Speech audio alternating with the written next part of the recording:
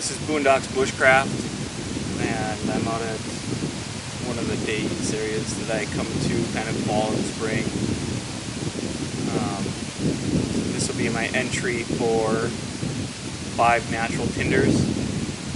So today I have grass, some flash tinder. This is Aphrodite. I think they call it Aphrodite. Cattail heads.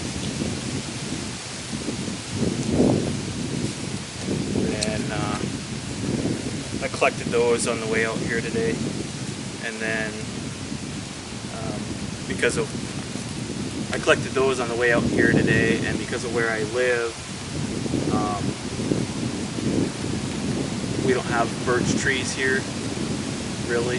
So I collect birch bark and I just store it in the garage. I use it for starting fires at home. And then I have some basswood inner bark to light. So this will be my entry for those. Just using a fire steel and the awl on my leatherman.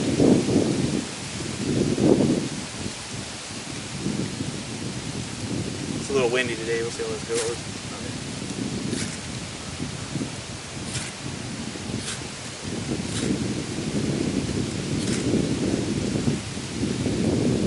Grass burns good.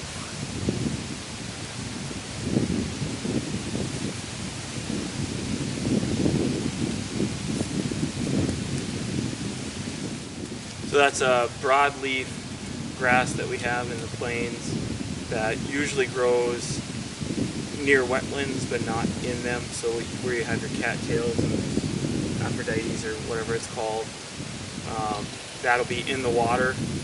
Just off from that, usually kind of higher on the bank, we get that wide, so real broadleaf grass, and this time of year it's dry as can be. So next, I'm going to try some of this flash tinder, this Aphrodite stuff.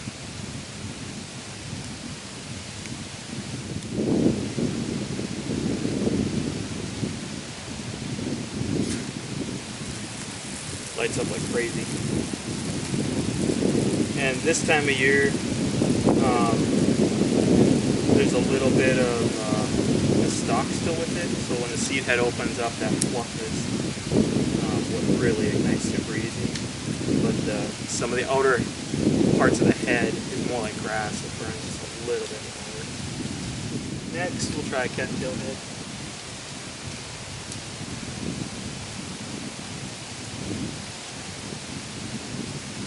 The wind doesn't blow it away once already, but we'll do it again.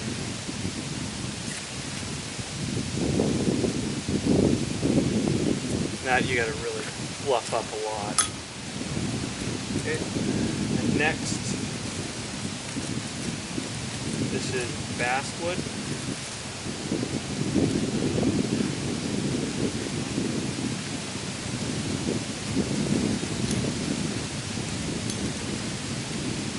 I collected this last summer when I was looking for basswood for carving, and this peeled off from one of the dead trees.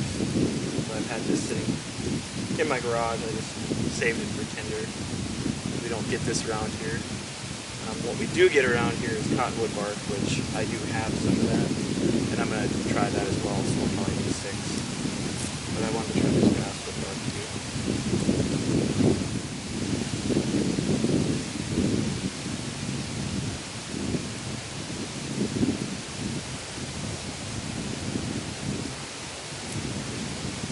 There is a little bit of the outer bark on it too, but just fluff it up.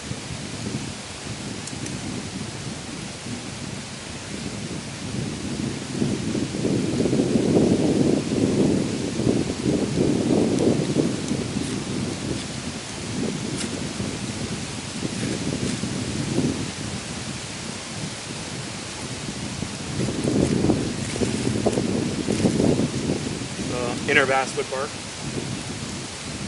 So we don't get birch around here. This is pre-collected, but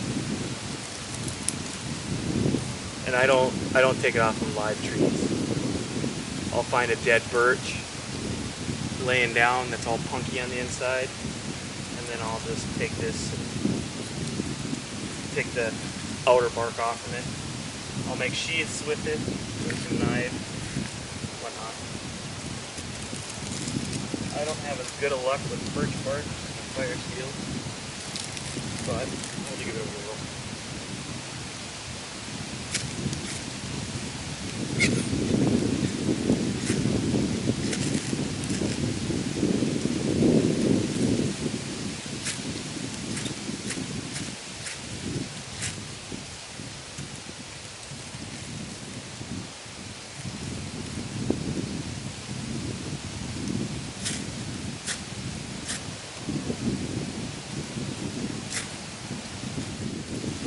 I've played around with this, and I think some people scrape it, but I think if you peel the layers apart, it probably helps. They're a lot thinner. I never have luck with scraping it, but maybe it's just me not playing around with it enough.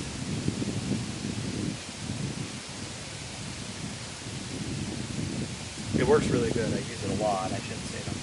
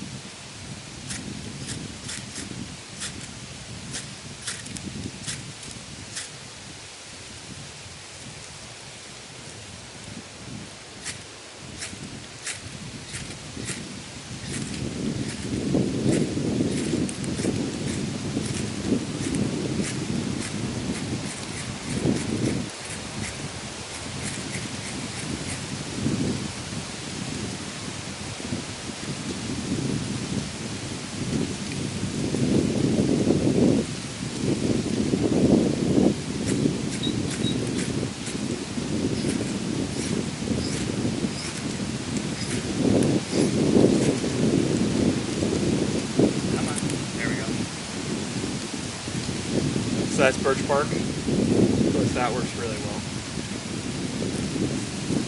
You got to get it pretty fine though. So that's my 5 natural tinders for the intermediate Bushcraft USA accomplishment. I'm gonna run and go get some inner cottonwood bark and try that because, like I said, we don't get birch bark here. We don't get basswood here. So I just collect those as I go and I save them for when we go. But I will run and get some inner cottonwood bark and try that because we do get that here. So I'll be right back.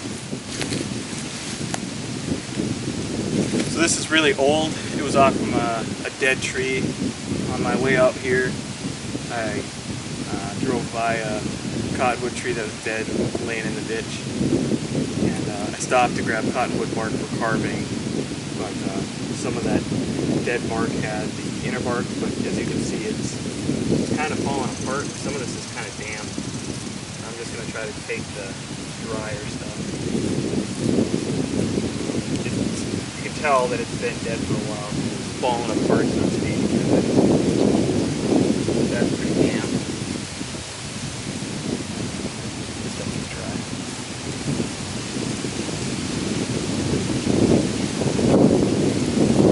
Try cottonwood bark.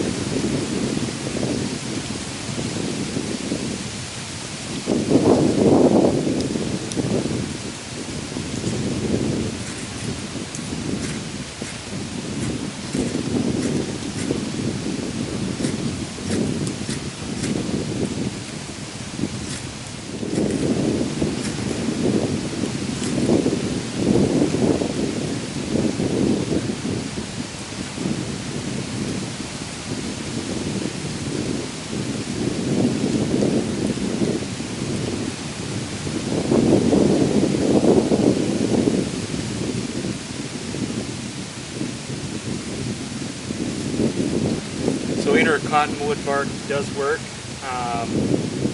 This was probably a little on the damp side. I know that was wet, that's why I tossed it off. This was the drier part, which it is going, but pretty minimal. So it does work, but it's a little on the damp side. It's a little more work. So that's my 5 natural tinders.